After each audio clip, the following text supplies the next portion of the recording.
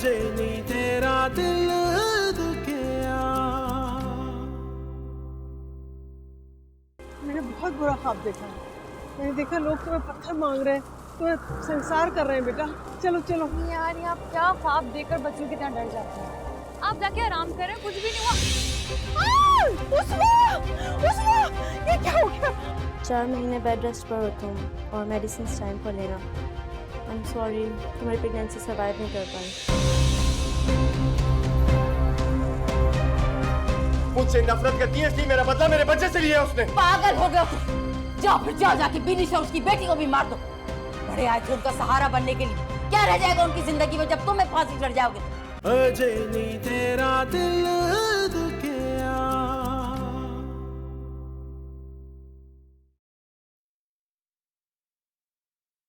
अब तो ऐसे लगता है जैसे तू भी मुझसे नाराज है। मुझसे क्या कमी रह गई थी जो इस तरह से रुस्वा हो रही हूँ?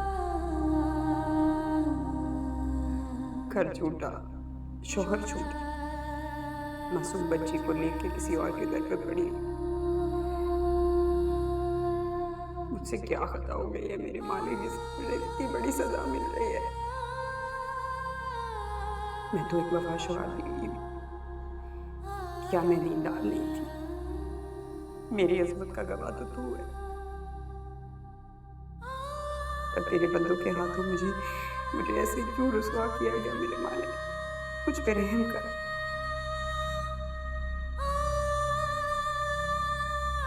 मैं बिल्कुल टूट चुकी हूँ, मुझे माफी दे।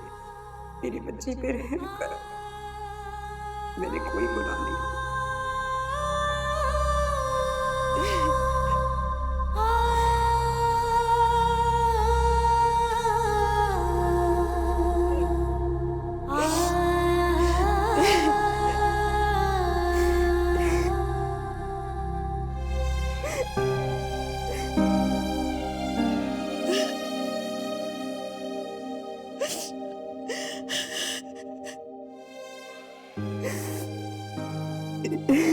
कितना रोगी और कब तक रोगी?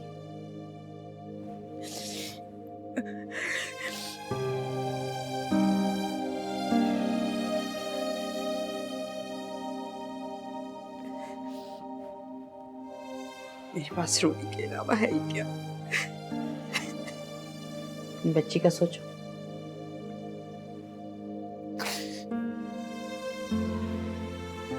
उसी का तो सोचती हूँ फूफो। जब वो बड़ी होगी तो क्या सोचेगी? उसकी माँ कैसी थी? कुछ नहीं सोचेगी। बच्चियां तो माँ के लिए ढाल बनती है। उसकी फिक्र करना छोड़ दो, अल्लाह सब बेहतर करेगा। मेरा क्या कसूर है? क्या गलती है मेरी? क्या खता की है? वही से मारे खाई, अम्मा जान से बेइज्जत होती रही, उस घर में नौकरानियों की तरह रखा है उन लोगों ने मुझे। मैं फिर भी चुप रही। कहते हैं औरत के लिए शौहर बांटना बहुत मुश्किल होता है, लेकिन मेरा शौहर तो पहले ही इतने हिस्सों में बटा हुआ था कि मेरे हिस्से में तो वो था ही नहीं। मैं फिर भी चुप रही। क्या ये गलती थी मेरी? ये कसूर था मेरा? कुछ लोग इतने बेहिस होते हैं, इतने बेहिस होते हैं कि उनके लिए आप जान भी दे देना तो भी वो कहते हैं कि नहीं, ये तरीका ठीक नहीं था। ऐसे जैसे जानना भी कोई तमाशा हो गया। बख्तावर और तुम्हारा शौहर दोनों में से एक। मेरा तो बस नहीं चलता मैं अपनी जान ले लूं। अगर हुरैन ना होती और खुदकुशी हराम ना होती ना तो मैं कब की दफन हो चुकी होती। वो मैं हनान के साथ इस घर में रह रही हूँ और क्या बच जाता है पीछे साबित करने के लिए? इससे ज्यादा क्या बेइज्जती होगी मेरी? तो एक नेक रूह, और पता है नेक इंसानों का अल्लाह बहुत बड़ा सहारा होता है, खुद सहारा देता है। और बाज़ दफा तो ऐसे रास्तों से मंजिल मिलती है कि चलते चलते जान ही निकल जाती है। लेकिन मैं बताऊं, दरअसल जान निकलती नहीं है। अल्लाह ताला अपने प्यारों को सिर्फ आजमाता है। और बर्दाश्त से ज्यादा तकलीफ नहीं देता। कोई ना कोई मकसद छुपा हुआ होता है। अल्लाह पे भरोसा रखो। अभी तो तुम इद्दत गुजारो, बात की बात में देखें।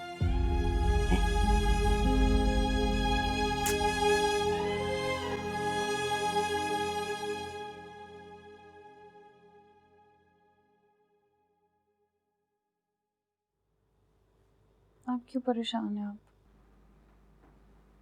परेशान कैसे नहीं हूँ? उस दिन मैंने ख्वाब देखा कि कुछ लोग तुम्हें सजाएं दे रहे हैं। देखो क्या हालत हो गई तुम्हारी। बहुत खौफ आता है मुझे। जब से तुम्हारी तलाक हुई है ना, मुझे बड़ी फिक्र रहती है तुम्हारी। अजीब अजीब किस्म के ख्वाब आते हैं मुझे। ख्वाबों के चक्कर में मत पड़े। मैंने भी कुछ ख्वाब देखकर शादी की थी।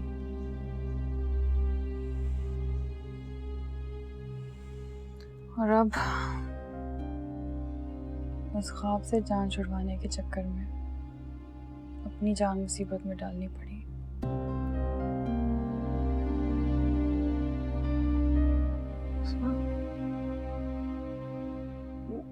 मैंने कल ख्वाब देखा। मैंने ख्वाब देखा कि एक देव तुम्हें उठा के लेके जा रहे हैं। तुम्हारी बोटियां बोटियां करके खा रहा है। और मैं एक तरफ पड़ी हूँ, तड़प रही हूँ। बहुत तकलीफ में हूँ, लेकिन कुछ कर नहीं सकती। बहुत बुरा ख्वाब था। सच्चा ख्वाब था अम्मी। सपने देखने में देर करती। शादी से पहले ख्वाब देखना चाहिए था ये बात।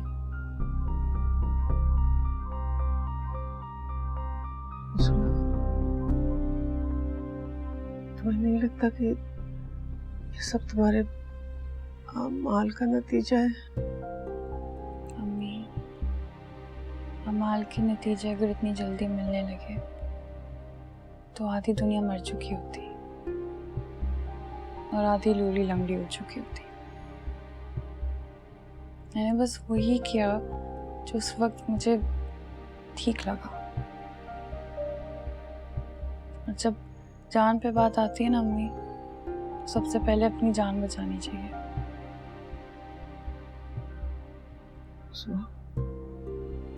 तुम्हें कोई अफसोस नहीं कि तुम्हारा बच्चा, कि मेरा बच्चा पैदा होने से पहले ही मर गया।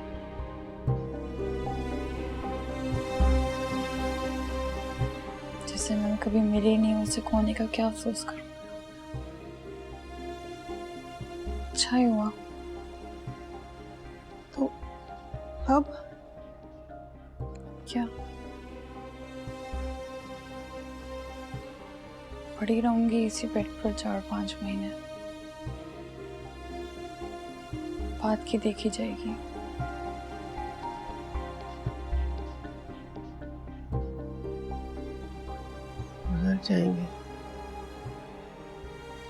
गुजर जाएंगे ये 3-4 महीने।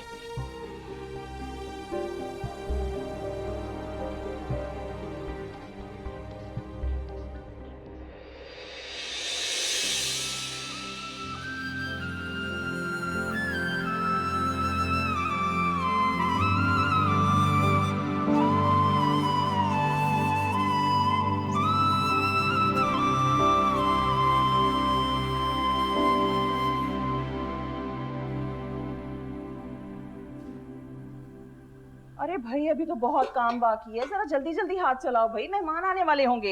एक जानू बाजी, इतने पैसों में तो इतना ही होता है मुझसे। या तो तनख्वाह बढ़ाएं या तो काम घटाएं। अच्छा बस बढ़ाते हैं तुम्हारी तनख्वाह भी। अभी फिलहाल जल्दी जल्दी हाथ चलाओ, मेहमान आने वाले होंगे। मेहमान आ नहीं रहे, मेहमान आ चुके। बहुत देर करती, मैं कब से तुम्हारा इंतजार कर रही थी।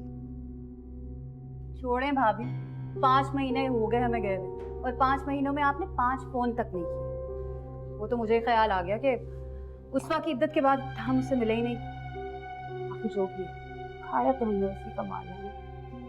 कैसी इद्दत, हर वक्त दुकान पे फोन लगा रहता है उसके। खुदा का शुक्र है कि हाथ पांव टूट गए, वरना तो गले में दुपट्टा डाले ये लड़की अगले दिन घर से बाहर होती। तौबा है, एक हमें औलाद को तरस गए और एक ये हैं। खैर, हमें इससे क्या फर्क पड़ता है, 2 सूट मुंह पे मारेंगे ना और खुदा हाफिज कह के चले जाएंगे। तुम मेरी हिम्मत को दाद दो जो मैं अब तक इन माँ बेटी को बर्दाश्त कर रही हूँ। बाजी, मुर्गी फ्राई करनी है या कढ़ाई बनानी है? कढ़ाई बनानी है और जरा सही से बनाना प्लीज। कल भी तुमने बहुत ज्यादा नमक डाल दिया था।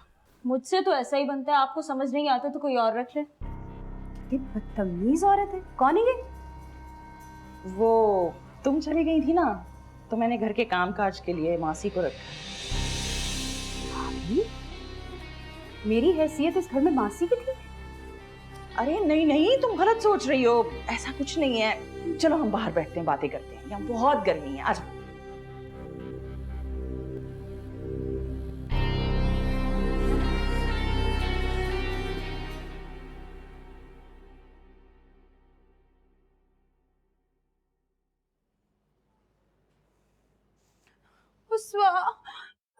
बहुत अफसोस हुआ। क्या कर रही हैं आप? अफसोस करने आई हूँ। वो हम आ नहीं सके थे ना इद्दत के दौरान। कोई बात नहीं, अब मैं तुम्हारे साथ हूँ ना, अब तुम्हें फिक्र करने की कोई जरूरत नहीं। जिंदगी चलती रहती है। बहुत अफसोस हुआ। ये तुम्हारे लिए लाई हूँ। ये क्या है?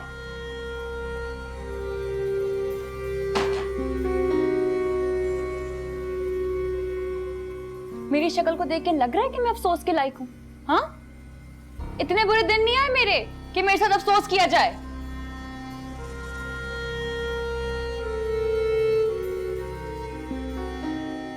उस वक्त बेटा हिम्मत से काम लो, मैं तुम्हारे साथ हूँ। मेरे साथ ऐसा कुछ नहीं हुआ है जिसकी वजह से 5 महीने बाद आप लोग आकर मेरे साथ अफसोस करें। मैं तो भूल भी गई थी कि मेरा दूसरा भाई भी है। नहीं बेटा, ऐसी बातें नहीं करते।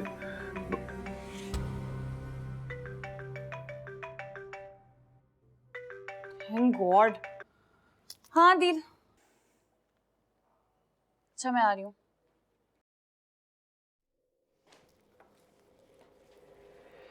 कहाँ जा रही हो?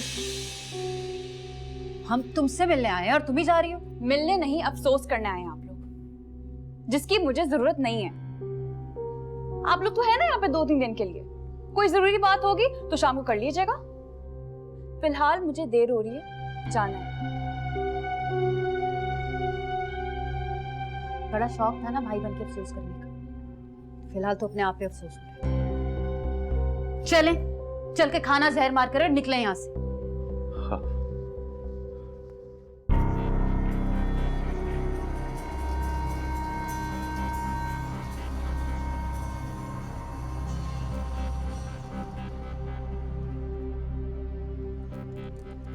खाना क्यों नहीं खा रही? हमें कितना अफसोस की बात। हम इतनी दूर से यहाँ अफसोस करने आए हैं और वो हमें बेइज्जत करके चली गई। ओहो, बड़े जल्दी ख्याल आ गया उस्मा का। उसकी इद्दत खत्म हुए अरसा गुजर गया है। तुम तो सगे भाई हो, एक दफा झूठे में फोन में नहीं किया तुमने? हमें वो असल में आप तो चुप करें। हम भी नए शहर मुंतकिल हुए हैं, नया घर लिया है, नया कारोबार शुरू किया है, लेकिन हमें तो किसी ने फोन नहीं किया। वाह वाह वाह, उल्टा चोर कुतवाल को डांटे। शर्म तो नहीं आती तुम लोगों को? हैं? ये सारी अय्याशियां जो हो रही हैं वो किसके पैसे से हैं? इनकी कीमत तो उस्मा ने अदा की है ना, ऊपर से हमारे जख्मों पर नमक छिड़क रही हो। बड़े जख्म लगे उस्मा मैडम को। किसी लड़के के साथ गम गलत करने गई हैं, सड़कों की खाक छान के वापस आ जाएंगी। हमें भी पता है कितनी दुखी हैं वो। और हमें भी पता है तुम्हारे घर में क्या होता है, समझी ना? नमक हरामी की इंतहा होती है। ये जो कपड़े तुमने पहन रखे हैं ना अपने तन पर, ये तक खरीदने की औकात नहीं है तुम्हारी।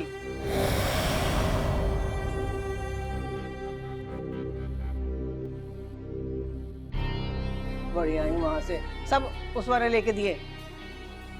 बस करें, इससे ज्यादा मैं बर्दाश्त नहीं कर सकती। चले यहाँ से। हाँ हाँ जाओ, हमने बुलाया भी नहीं तुमको, जाओ। अरे गाना तो गाती जाओ। बस भाभी, पेट भर गया मेरा। अच्छी बात है, यहाँ जो कुछ होने जा रहा है ना, वो देखने के लिए हम नहीं हूं।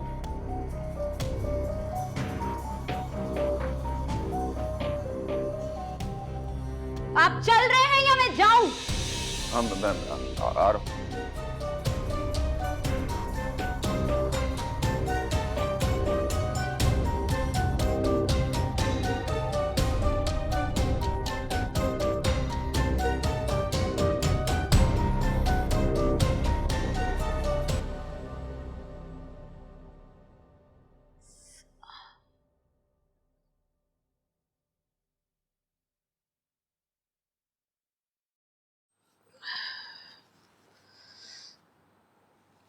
हाँ आओ। 2 महीने हो गए ऑपरेशन को, अभी तक धुंधला नजर आ रहा है। आज रात की अपॉइंटमेंट है डॉक्टर के साथ, और उस डॉक्टर की बहुत तारीफ सुनी है मैंने। अरे तारीफ तो पहले डॉक्टर की भी सुनी थी, क्या कर लिया उसने। तुम ऐसा करो कि सुबह की टिकट कराओ मेरी इस्लामाबाद की। मुझे पता है पीर साहब की दुआ से ही शिफा होगी। ठीक है, जैसे आप बेहतर समझे, मैं कल सुबह की टिकट बुक करा लेता हूँ। और मैंने तुमसे कहा था हनान के बारे में मुझे बताओ, खैर खैरियत, वो भी नहीं बताई तुमने। वो मैं थोड़ा सा बिजी चल रहा था, मैं आपको आज ही उसकी खैरियत का मालूम करके बताया। नहीं रहने दो तुम, उसकी ज़रूरत नहीं है। बाबर को फ़ोन करो, वो आ जाए और मुझे मिल ले। तुम ऐसा करना कि वापसी पे 10-15 लाख लेते आना। अम्मा जान, आप हर दफ़ा पैसे मंगवाती हैं और थोड़े अरसे बाद वो पैसे उसी तरह वापस आ जाते हैं। मेरा ख्याल ये है कि इस बार आप पैसे ना बचाओ। तुम्हें जितना कहा गया है उतना ही करो, आई समझ?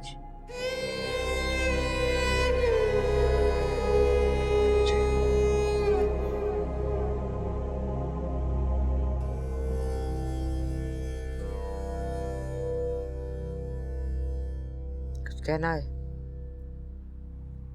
जी कुछ कहना है? हाँ बोलो। मैं शादी करना चाहता हूँ।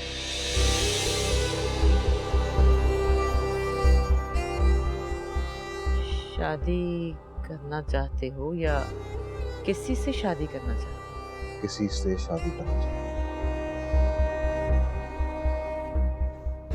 तुम जानते हो कि हम पसंद की शादी के खिलाफ हैं।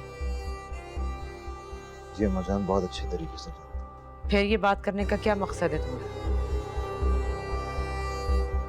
अम्मा जान, इस घर में 2 शादियां आपकी मर्जी से पहले हो चुकी हैं, और दोनों लड़कियां बहुत ही गलत थी। इस बार मैं चाह रहा हूं कि आप मुझे इजाजत दें कि मैं अपनी मर्जी से शादी। अपनी बीवी को संभाल पाते तो आज दूसरी शादी की नौबत ना आती।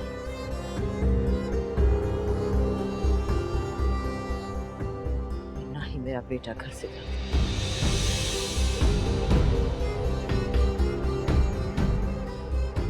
वापसी पे पैसे लेते आना।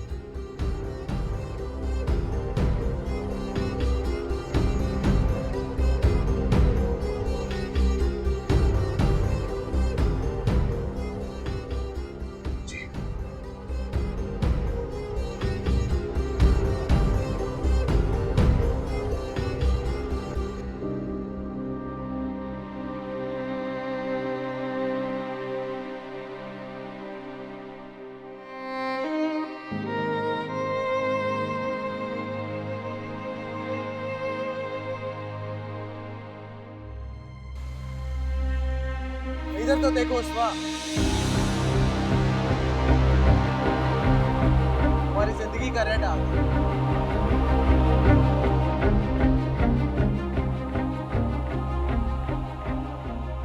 शादी तो होगी, आप लोगों की मर्जी के साथ या आप लोगों की मर्जी के बगैर, आप लोग फैसला कर लें। इतनी बेवकूफ हैं आप? भाई भाई जोया भाभी की 7 नस्लें भी कब्र से उठ के काम करने लग जाए ना, तब भी ये घर नहीं खरीद सकती वो। जम्मार की औलाद मेरे बाप का घर खरीदेंगी। तेरा दिल दुखिया। तो मेरा दिल चाहता है कि मैं ऐसे लोगों को ना गला दबा दूं जो फजूल में हमदर्दी लेके आ जाते हैं मेरे पास, और वो भी फॉर्मेलिटी में। तो मुझे नहीं बनना किसी के भी फॉर्मेलिटी का सामान।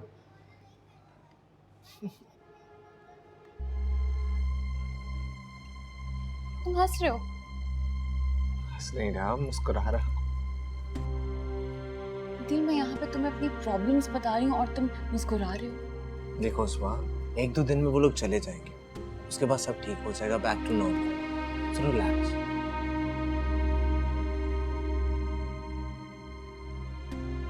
तुम अब भी मुस्कुरा रहे हो? क्योंकि आप बहुत प्यारी लग रही हैं इसलिए। दिल, तुम इतने लूज कैरेक्टर टाइप के इंसान हो ना। जानता हूँ, और ये कॉम्प्लीमेंट है मेरे लिए। चले? कहाँ? अरे यार बैठो यहाँ, घर में वैसे भी सारे अनवांटेड लोग हैं, तुम्हें कोई अच्छा नहीं लगता। उससे बेहतर नहीं कि तुम यहाँ रहो मेरे पास। मेरे पास रहोगी तो खुश रहोगी। अच्छा, ऐसा क्या खास है भाई तुम में? खास बात तो है।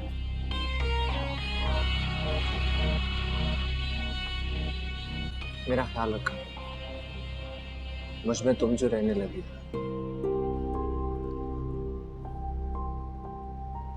दिल,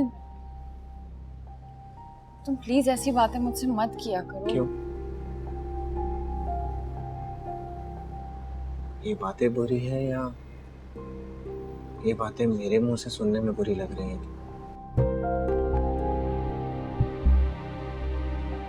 दिल, ये जो मोहब्बत का लफ्ज है ना, उससे मुझे घिन आती है। मर्द ये लफ्ज सिर्फ तब इस्तेमाल करता है जब उसे अपनी भूख मिटानी होती है दिल, और उसके बाद सिर्फ मारपीट करके अपनी मोहब्बत जताई जाती है।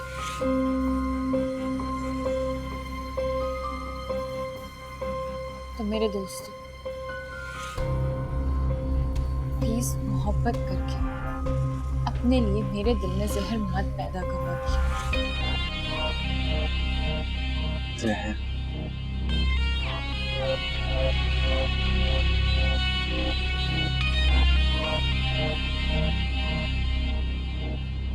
उसका मेरी मोहब्बत तुम्हें इतनी शिद्दत से पाना चाहती है, हर जहर का घूंट मेरे लिए आबे हयात है।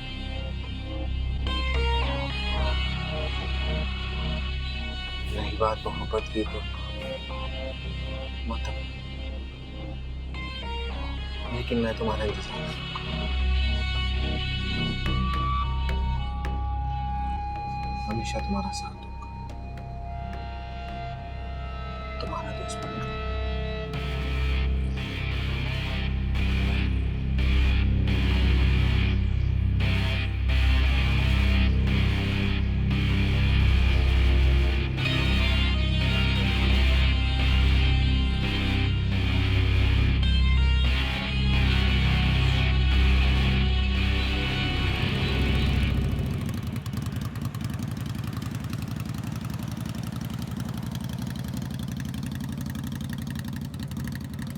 तुम जानती हो उसको, ये जो रेड लाइट है ना, ये मुझे इतनी बुरी लगती है।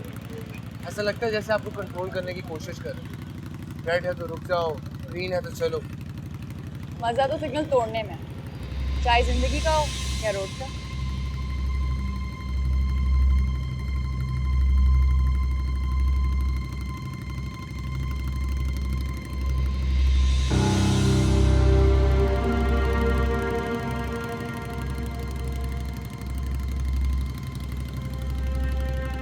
इधर तो देखो उसवा, हमारी जिंदगी का रेड आ गया।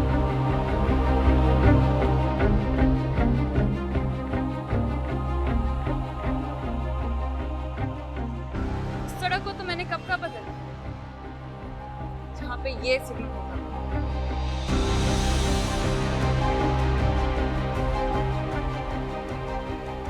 तुम भी इस सिग्नल को तोड़ दो।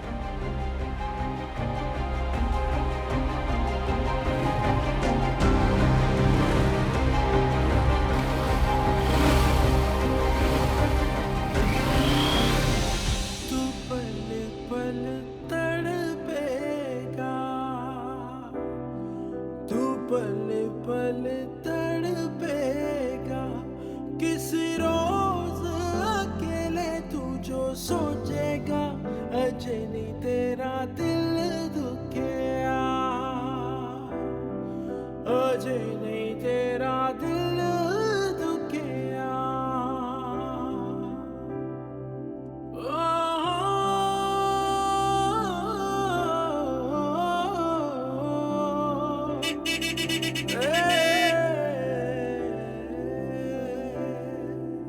दो चार नहीं है आंसू, उम्रों का बना है रोना, करवट न बदल पाएगा जब चैन पड़ेगा खोना, ना जागना बस में होगा, ना होगा मुकद्दर सोना, मालूम ये तब होगा क्या होता है अकेला होना।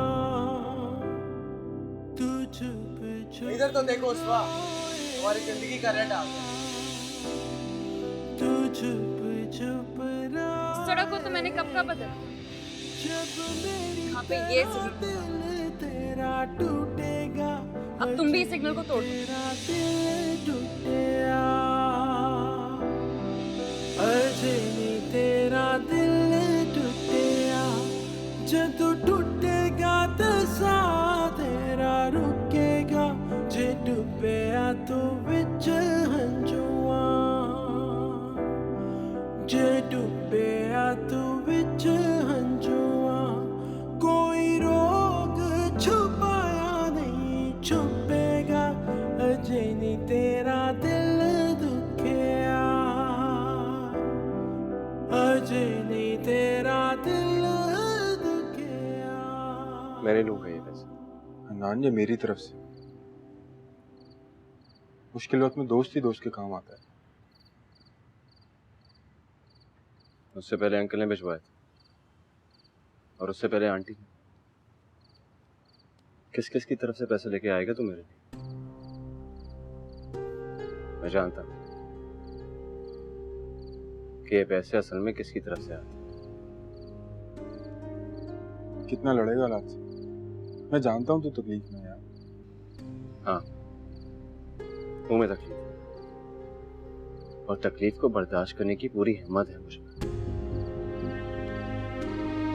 अम्मा जी तुझसे एक सवाल नहीं करेंगी, और तू चाहे तो आज रात तो अपने घर जाके सो सकती है। ये पैसे और सपोर्ट दोनों अम्मा जान को जाकर वापस कर दे।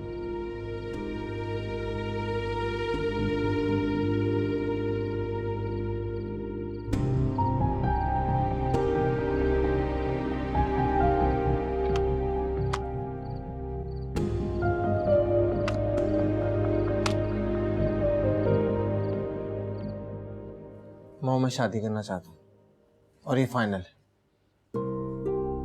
बस। कर लो शादी, तो हमने तुम्हें को रोका है, लेकिन हमें अपने शादी के झमेले में मत घसीटना। मुझे भी कोई शौक नहीं है, पर बाप का होना फॉर्मेलिटी, वरना आपको साथ ले जाने में। देखो कैसे बोल रहे हैं, और ये वो औलाद है जिसके बारे में अल्लाह कहता है कि मैं दे के तो तुम्हें आजमाऊंगा। वो इन्हें छोड़े, मैं उस्वा से प्यार करता हूँ। उस्वा के घर वाले तैयार हैं, उस्वा भी दिल से तैयार है। वहाँ उसके साथ बहुत ज्यादती हुई है, मैं उसे अपनाना चाहता हूँ। अदील, बड़े अरमान है मुझे तेरी शादी के, और वो तलाक याफ्ता लड़की, मेरा कुछ दिल नहीं मान रहा। तलाक याफ्ता? और शुक्र है कि इसको कोई लड़की मिल गई है। 50 झूठ बोले होंगे इसने जाके उसकी माँ से। क्या कहा है तूने? और ये कहा है कि तेरा बाप जो है बहुत बड़ा वकील है और तू किसी बहुत बड़ी कंपनी के अंदर सॉफ्टवेयर इंजीनियर है, हैं? झूठा। मॉम, मैं सेटल होना चाहता हूँ, आप तो जानती हैं ना, आप तो समझे।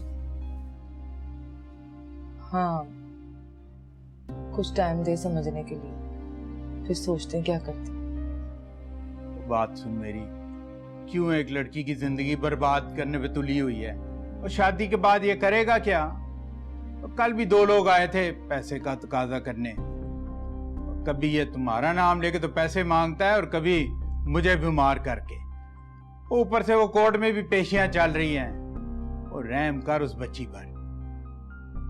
शादी तो होगी, आप लोगों की मर्जी के साथ या आप लोगों की मर्जी के बगैर, आप लोग फैसला कर लें। बात तो सुन, कभी चुप भी कर बैठ जाया करो। और मैं क्या करूं? काम काज तो करता नहीं है कोई। लेकिन ये कैसे मुमकिन है? कहते हुए मुझे अच्छा तो नहीं लग रहा अम्मी, मगर आप ये सोचें कि मेरी भी औलाद है, और वो भी बेटी। उसवा को तलाक हो चुकी है, और बुरा मत मानिएगा मगर उसके तौर तरीके ऐसे नहीं है कि मेरी बेटी अपनाए। लेकिन जोया, उसवा मेरी भी बेटी है। हाँ तो मैं कब कह रही हूँ आपसे कि आप उसे घर से निकाल दें? मैं जानती हूँ कि अदील उससे शादी करना चाहता है, बल्कि अदील की माँ तो मोहल्ले की कुछ औरतों से उसवा के बारे में काफी पूछगछ करती फिर रही है। और ये क्या किसी मोर्जे से कम है कि उसवा की बहुत अच्छी रिपोर्ट मिली है उन्हें। बस आप उससे कहें ना कि वो शादी के लिए हाँ करते हैं। लेकिन जोया, ये कैसे मुमकिन है? उसवा के साथ जो कुछ हुआ उसके बाद मेरा ख्याल है कि वो शादी के लिए इतनी जल्दी तैयार नहीं होगी। अच्छा तो फिर खुद सोच लें कि अब आगे क्या करना है। मेरे रिश्तेदारों ने ये घर मुझे इसलिए लेकर दिया है कि मैं यहाँ सुकून से रह सकूं। कब से आप भी मेरे साथ रह रही हैं और अब ऊपर से उसवा भी आके यहाँ रहने लग गई है। अब मैं ज्यादा बर्दाश्त नहीं कर सकती। और हाँ, चचा जान को अगर ये सब पता चल गया तो वो बहुत नाराज होंगे, और ये भी हो सकता है कि वो घर अपने नाम करा ले। हाँ, और हमें तो शायद वो यहाँ रहने भी दें, मगर आप कहाँ इस उम्र में धक्के खाती फिरेंगी? सोच लें आप अच्छी तरह।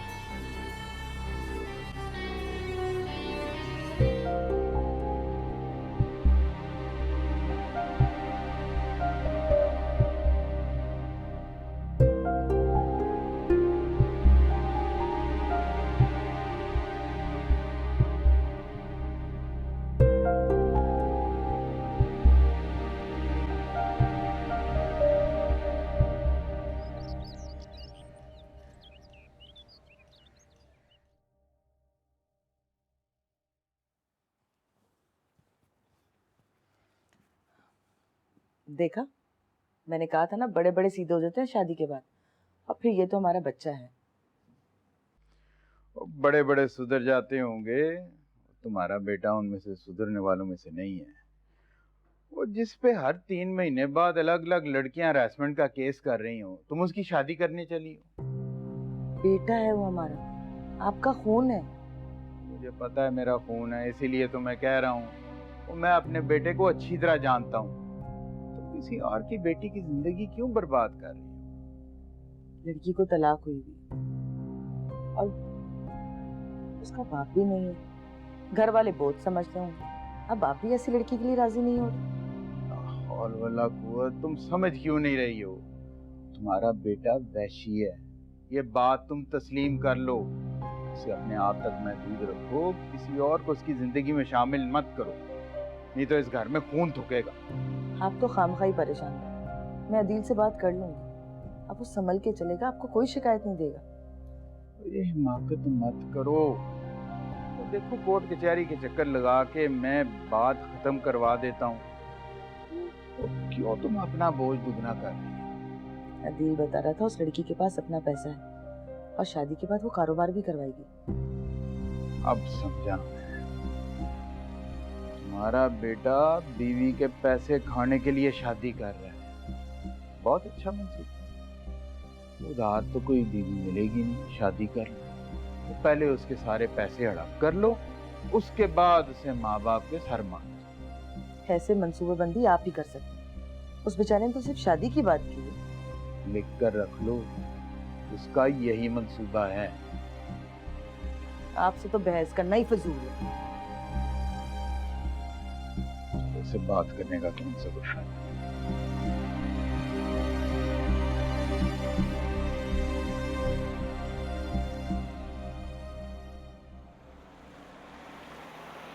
मुझे ये बताओ कि बुराई क्या है अदील में, है?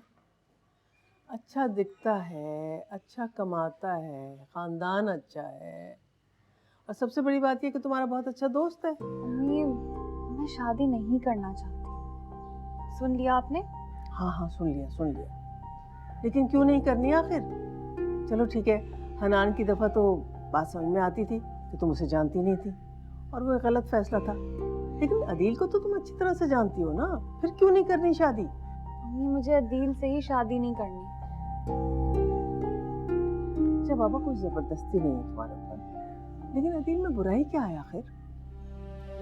अदील में कोई बुराई नहीं है। बुराई उस रिश्ते में जो शादी के बाद बनता है। बुराई आप लोग की सोच में।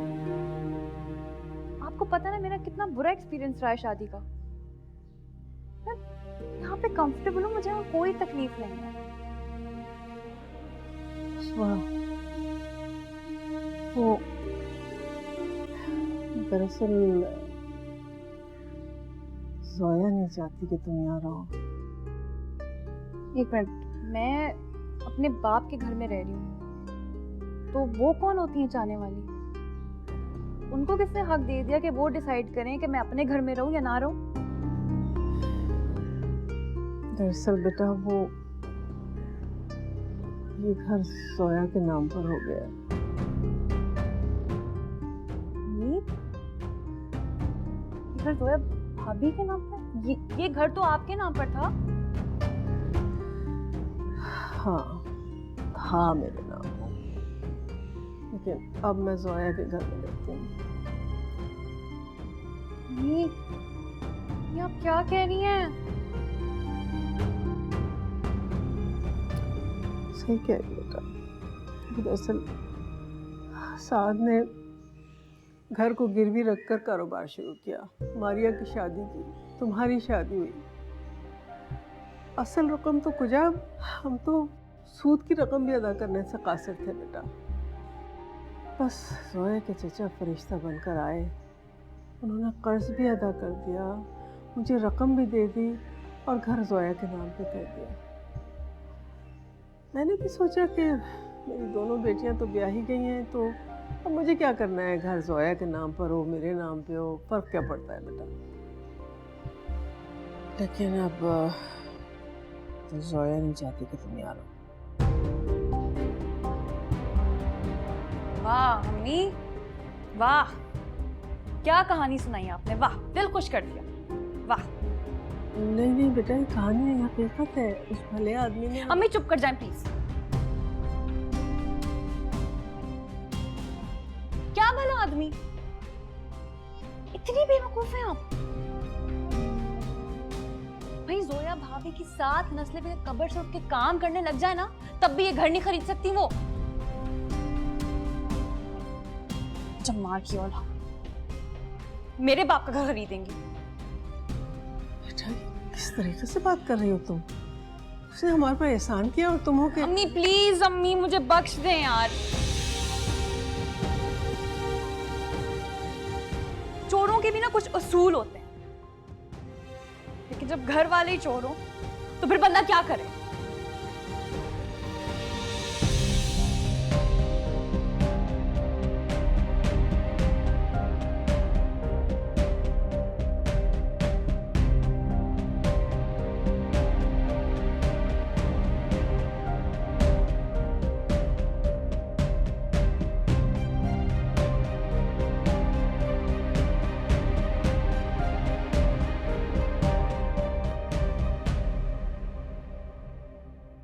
अजे नहीं तेरा दिल दुखिया,